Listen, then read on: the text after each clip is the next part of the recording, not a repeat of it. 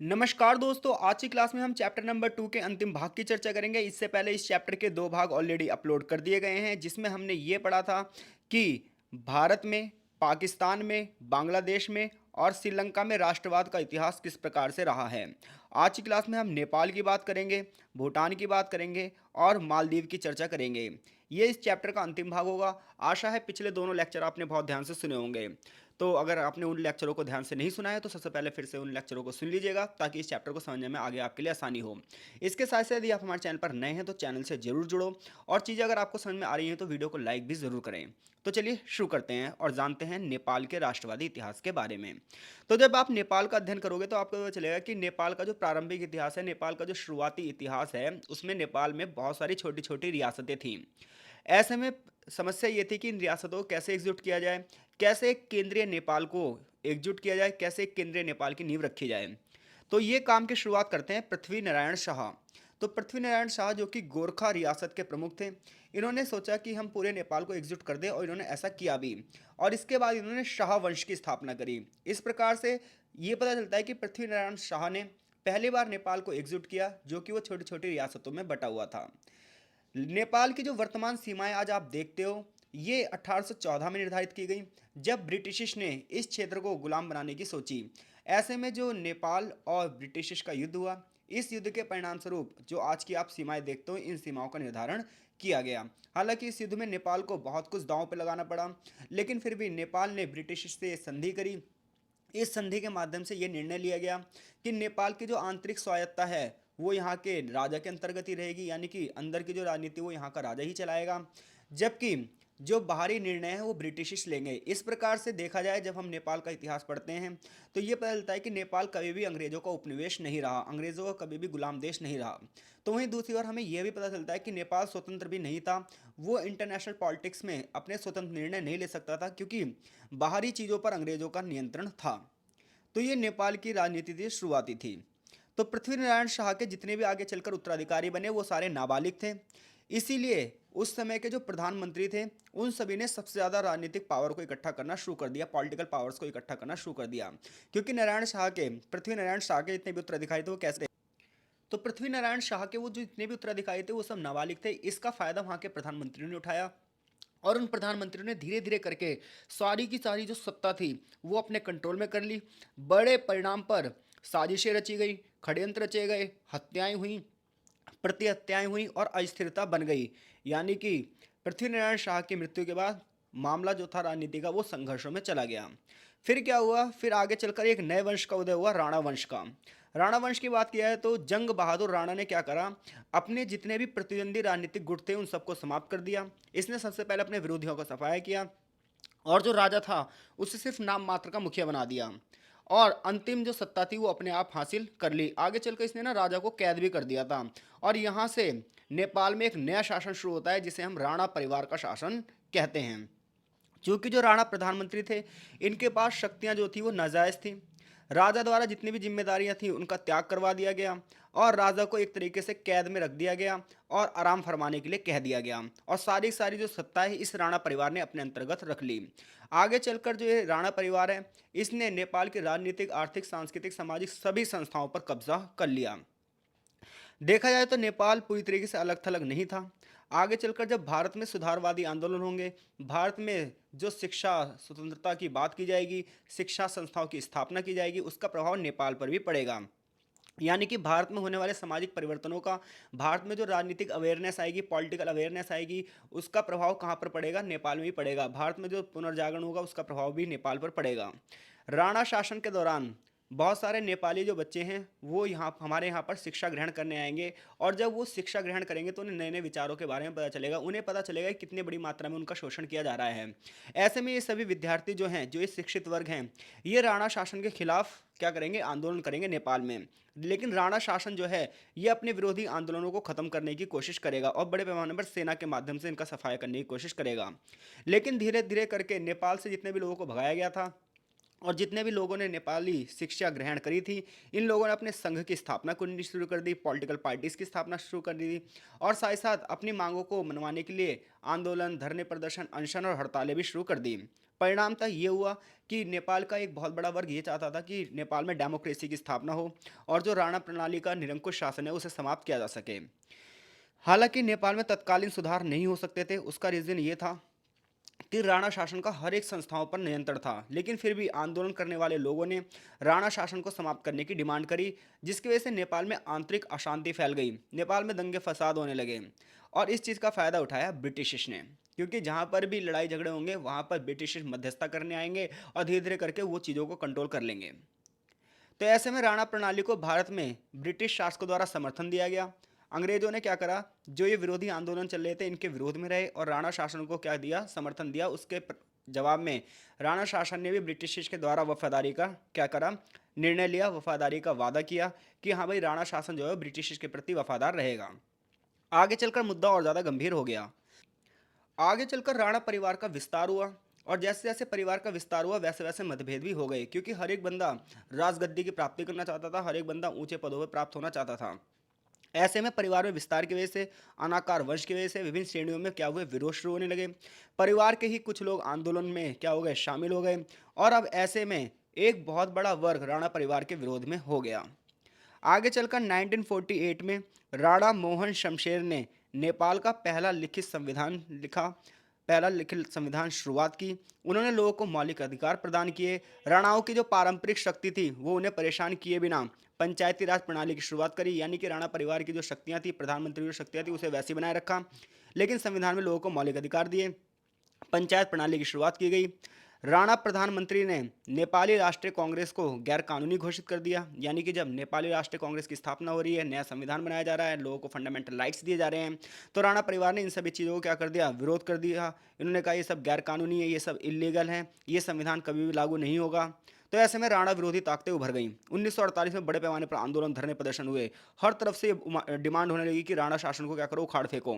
कई जगह तो सशस्त्र विद्रोह हो गए। 1949 और 1950 में तो सेना ने तख्तापलट करने की भी कोशिश करी, लेकिन ये तख्तापलट नहीं हो पाया। ऐसे में राणा सरकार ने बहुत सारे लोगों को गिरफ्तार किया, जैसे कि बीपी कोइराला और अन्य लोगों को। ऐसे में माहौल गड़बड़ हो गया और 1950 में जो राजा त्रिभुवन था ये भाग कर ना भारत में आ गया। इसने भारत से शरण मांगी अपने परिवार सहित, क्योंकि उसे लगता था कि अगर मैं नेपाल में रहा तो राणा परिवार मेरी हत्या करवा देगा। ऐसे में भारत ना इस मामले में हस्तक्षेप करता है और भारत नेपाली राजनीति में क्या करता है, उन सभी लोगों को, विरोधी गुटों को बुलाता है और उनके बीच में बातचीत का एक नए रास्ते की शुरुआत की जाती है। 1951 में नई दिल्ली में सम्मेलन होता है, जिसमें नेपाली कांग्रेस होती है और राणा परिवार होते हैं। इन सब के गठबंधन की बात की जाती है और नेपाल की स्थिति को सुधारने की बात की जाती है।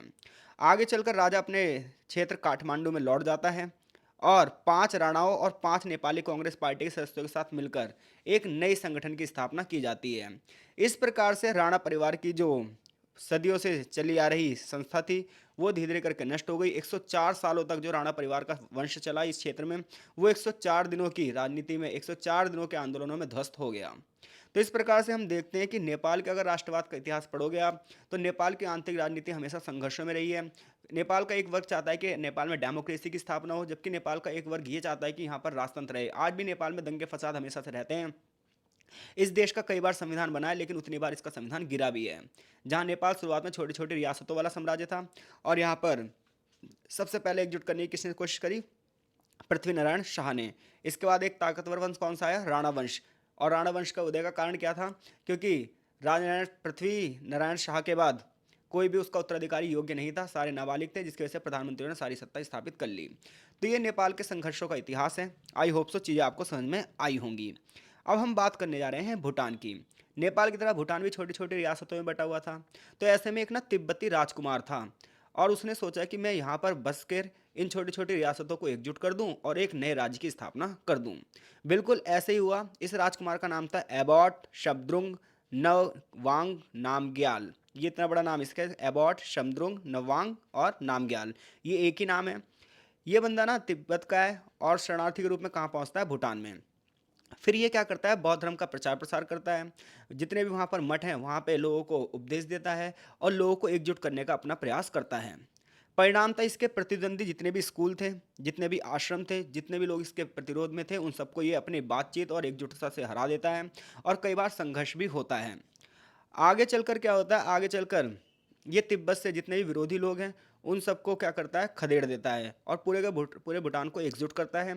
हालांकि जब इस बंदे की मृत्यु हो जाती है तो भूटान में फिर से खलबली मच जाती है, उथल पुथल का दौर शुरू हो जाता है और ऐसे में एक नए व्यक्ति का उदय होता है जिसका नाम है उगियन वांगचुक। जो ये उगियन वांगचुक है, इसने भूटान में व्यवस्था और शांति स्थापित करी और एक भूटान साम्राज्य की स्थापना करी जो कि वर्तमान तक जारी है। 18वीं शताब्दी में ब्रिटेन इस क्षेत्र में एंटर मारेगा, क्योंकि उस समय तक ब्रिटेन बंगाल पर कब्जा कर चुका होगा, म्यांमार पर कब्जा कर चुका होगा और चीन की तरफ ना ब्रिटेन की क्या होगी, नज़रें होंगी। तो ऐसे में चीन और तिब्बत की तरफ जब नज़रें होंगी तो उसकी नज़र भूटान पर भी पड़ेगी। तो वो सोचेगा कि मैं भूटान को अपने कंट्रोल में कर लूँ। लेकिन भूटान और ब्रिटिश में एक संधि होगी और इस संधि में ये निर्णय लिया जाएगा कि भूटान की जो आंतरिक राजनीति है वो भूटान का राजा चलाएगा, जबकि जो बाहरी राजनीति है वो ब्रिटिश चलाएंगे। ऐसे में दिल्ली में दिल्ली दरबार का आयोजन किया गया अंग्रेजों द्वारा, जिसमें सभी रियासतों के राजाओं को निमंत्रण भेजा गया कि सभी रियासतों के राजा शामिल होंगे। इन रियासतों के राजा साथ साथ भूटान भी इस सम्मेलन में शामिल हुआ, लेकिन भूटान को इस सम्मेलन में शामिल नहीं होना था क्योंकि ये भारत की रियासतों के राजाओं का ही सम्मेलन था। लेकिन फिर भी भूटान के राजा ने इस सम्मेलन में शामिल होकर अंग्रेजों के प्रति अपनी वफादारी साबित करी। अंग्रेजों ने भी जवाब में ये वचन दिया कि वो उसके आंतरिक मामलों में हस्तक्षेप नहीं करेंगे। आगे चलकर जब भारत को आज़ादी मिली तो भूटान की सरकार को ये आशंका थी कि कहीं भारत जैसी जो बड़ी शक्ति है वो भूटान पर अपना नियंत्रण स्थापित ना कर ले। ऐसे में वो ये चाहता था कि ब्रिटिश के साथ ही मिला रहे। लेकिन जब 1949 में भारत और भूटान की संधि हुई तो भूटान को भारत के लोकतांत्रिक स्वरूप से वो बहुत ज़्यादा आकर्षित हुआ। उसने भारत के रवैये से वो बहुत ज़्यादा प्रभावित हुआ। उसने देखा कि भारत तो वसुधैव कुटुंबकम के सिद्धांतों पर चल रहा है। ऐसे में भारत ने ये वचन दिया कि वो कभी भी भूटान के आंतरिक मामलों में हस्तक्षेप नहीं करेगा।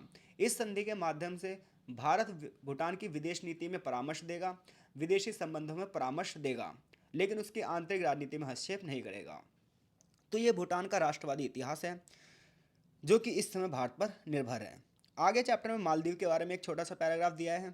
मालदीव की बात करोगे जब आप, तो ये माना जाता है कि मालदीव में जो लोग हैं ना, शुरुआत में साउथ इंडिया से ही जाकर बसे थे। आगे चलकर क्या हुआ, श्रीलंका से भी कुछ लोग यहाँ जाकर बसे। पूर्वी अफ्रीका, अरब देशों के जो नाविक थे वो भी यहाँ पर आकर बसे। तो ऐसे में जो मालदीव की जातीय पहचान हुई, संस्कृति हुई, भाषा हुई, ये मिश्रित हो गई। आगे चलकर यहाँ पर बौद्ध धर्म बहुत तेज़ी से फैला और लगभग ये जो मालदीव है ये बौद्ध द्वीप बन गया। लेकिन यहाँ के ना धर्म में फिर से क्लाइमैक्स आता है जब यहाँ पर ना सुन्नी इस्लामों का आक्रमण होता है। तो सुन्नी इस्लाम जब यहाँ पर आते हैं तो मालदीव पूरी तरीके से जो बौद्ध धर्म का अनुयायी था, ये ना पूरी तरीके से क्या हो जाता है, सुन्नी इस्लाम में परिवर्तित हो जाता है। तब से लेकर मालदीव पर सुन्नी मुसलमानों का ही कब्जा रहा और इन्होंने यहाँ पर सुल्तान व्यवस्था शुरू करी। यहाँ के राजा को सुल्तान कहा जाता है, जो कि वर्तमान में भी है। ये जो क्षेत्र था, ये क्षेत्र भारत में कन्नौर राजाओं के सामंतों के नियंत्रण में आया और समय समय पर यहाँ पे चीज़ें कंट्रोल में दूसरों के रहती गई। लेकिन आगे चलकर मुद्दा जब उठता है, जब पता क्या होता है, पुर्तगालियों का यहाँ पर आगमन होता है। जब यहाँ पर पुर्तगालियों का आगमन होता है तो पुर्तगाली चाहते हो कि वो मालदीव पर कब्जा कर लें। लेकिन जो मालदीव का सुल्तान है वो पता क्या कहता है, वो पुर्तगालियों को कहता है कि हम सालाना आपको वार्षिक क्या देंगे, पैसा देंगे, सालाना पेंशन देंगे, लेकिन आप हमारे अंदरूनी मामलों में हस्तक्षेप नहीं करोगे। तो ऐसे में एक निश्चित वार्षिक श्रद्धांजलि दी गई किसको, पुर्तगालियों को, और पुर्तगालियों को शांत किया गया। लेकिन कुछ दिनों बाद डच आते हैं, फिर अंग्रेज भी आते हैं। वो भी मालदीव में क्या सोचते हैं कि मैं शासन स्थापित कर लूँ, लेकिन फिर से मालदीव का जो ये सुल्तान है इनको भी वार्षिक पैसे देने के लिए राजी हो जाता है। तो इस प्रकार से वो आंतरिक स्वायत्ता को तो बनाए रखता है, लेकिन बाहरी स्वायत्ता जो है उसकी लगातार प्रभावित होती रहती है। तो ऐसे में जो ब्रिटिश राजा द्वारा जो व्यापार की रक्षा के लिए यहाँ पर समझौते किए गए थे, इस समझौते के माध्यम से धीरे धीरे करके ब्रिटेन ने इस पूरे क्षेत्र पर क्या कर लिया, अपना नियंत्रण कर लिया और मालदीव का संरक्षक बनकर ब्रिटेन उभरा कि अगर मालदीव पर कोई भी आक्रमण करेगा तो वो आक्रमण ब्रिटेन पर माना जाएगा। आगे चलकर मालदीव पर सुल्तानों का अधिकार जारी रहा। 1932 तक तो सुल्तान वंशानुगत थे, यानी कि उनके बाद उनका बेटा, उनके बाद उनका बेटा, उनके बाद उनका बेटा। लेकिन आगे चलकर विकल्पों को बढ़ावा दिया गया, सुल्तानों की शक्तियाँ सीमित कर दी गईं। मालदीव 1953 तक अंग्रेजों के क्राउन प्रोटेक्टर बना रहा, यानी कि ब्रिटिश ताज के अंतर्गत ही शासन करता रहा। लेकिन 1953 में उसने अपने आप को स्वतंत्र घोषित कर दिया और यहाँ पर नई सरकार बनी मोहम्मद अमीन दीदी की। हालांकि सल्तनत अगले साल फिर से बहाल कर दी गई और मालदीव का राजनीतिक इतिहास राजतंत्र का इतिहास बनकर रह गया। 1956 में, यानी कि 1956 में ब्रिटेन ने यहाँ के द्वीपों पर क्या करा, फिर से शासन स्थापित करने की अनुमति मांगी, लेकिन हालांकि ये नहीं हुआ और यहाँ पर एक रेडियो स्टेशन की स्थापना हुई। मालदीव ने अंग्रेजों को गान पर 100 साल का पट्टा दिया और उन्हें प्रतिवर्ष 2000 का भुगतान करना पड़ता था। समझौते की पुष्टियां हुई। नए प्रधानमंत्री बने इब्राहिम नासिर, तो उन्होंने फिर से नए समझौते किए और ऐसे करके कई समझौते ब्रिटिश और मालदीव के बीच में हुए।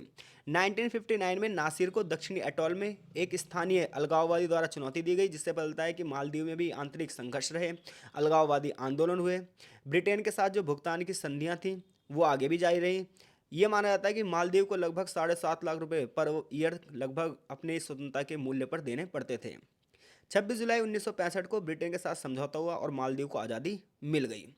ब्रिटिश सरकार ने यहाँ पर क्या करा, बहुत सारी सुविधाओं के उपयोग को बरकरार रखा और जनमत संग्रह द्वारा यहाँ के सल्तनत शासन को 1968 में समाप्त कर दिया गया। इस प्रकार से 1968 में मालदीव एक गणतंत्र राज्य बन गया। हालांकि ये स्टोरी बहुत थोड़ी है, अगले चैप्टरों में इस स्टोरी को और भी ज़्यादा बढ़ा चढ़ाकर बताया जाएगा। आई होप सो चीज़ें आपको समझ में आई होंगी। देखो इस चैप्टर में ना फैक्ट ज़्यादा हैं, तो देखो जो चीज़ें 68 में हुई वो 68 में हुई है, जो 65 में हुई 65 में हुई है, उसे तो मैं नहीं समझा सकता, तो वो फैक्ट तो आपको रटने ही पड़ेंगे। स्टोरी जो थी वो मैंने लगभग लगभग आपको कवर अप कराई है। आई होप सो चीज़ें आपको समझ में आई होंगी। चैप्टर यहीं पर फिनिश होता है। आगे चैप्टर का एक सारांश दिया है, सारांश कुल मिलाकर यही बता रहा है कि दक्षिण एशिया का जो देश है इसका स्वतंत्रता और राष्ट्रवाद का एक लंबा इतिहास रहा है।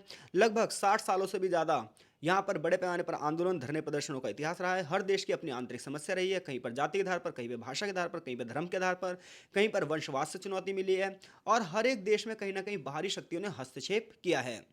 तो ये बात आई होप सो चीज़ें आपको समझ में आ गई होंगी। कोई भी क्वेश्चन इस चैप्टर से आएगा तो आप उसको करने में सक्षम हैं। वैसे मेरे हिसाब से इस चैप्टर से नेपाल या श्रीलंका का आना चाहिए क्वेश्चन, बाकी आपका लक है। तो मिलते हैं आपसे नेक्स्ट चैप्टर में, तब तक के लिए आपका बहुत बहुत धन्यवाद।